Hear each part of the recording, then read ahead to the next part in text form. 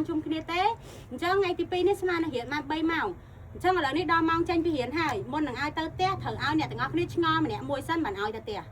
តោះចាប់ផ្ដើមដោយនេះធ្វើម៉េចរកកន្លែងឆ្ងល់ឲ្យឃើញបើរៀនអត់ឆ្ងល់អត់ដឹងបរិយាទៅម៉េចយល់អត់អូខេតោះ1 2 3ឆ្ងល់មិន1 2 3ដូរភ្លេងណាឆ្ងល់ឡើងយកជារៀងដាក់ត្រាតោ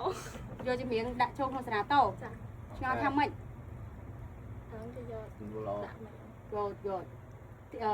ឆ្ងល់ថាម៉េចចង់សួរពីអី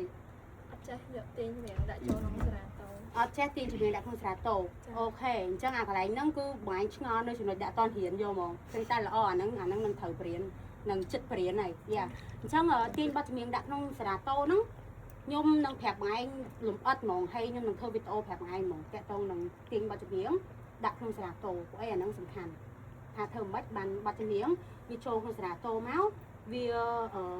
យើងយកមកចាក់បានយើងត្រូវ analyze វាឬក៏ត្រូវធ្វើអីទៀតឬក៏ទាញចូលក្នុង folder ណាមួយធ្វើអីសិនវាសំខាន់ចំណុចហ្នឹងអញ្ចឹងខ្ញុំនឹងធ្វើវីដេអូមួយបញ្យល់មកមានន័យថាវីដេអូហ្នឹងមិនប្រាប់តែមួយនេះទេបងអ្នកមើលក៏យល់ដែរយ៉ា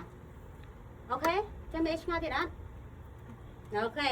ចាំសុំផ្ទះដៃមួយឆ្ងល់ហើយល្អឆ្ងល់ឡើងទៅដល់វាអង្គយ៉ាម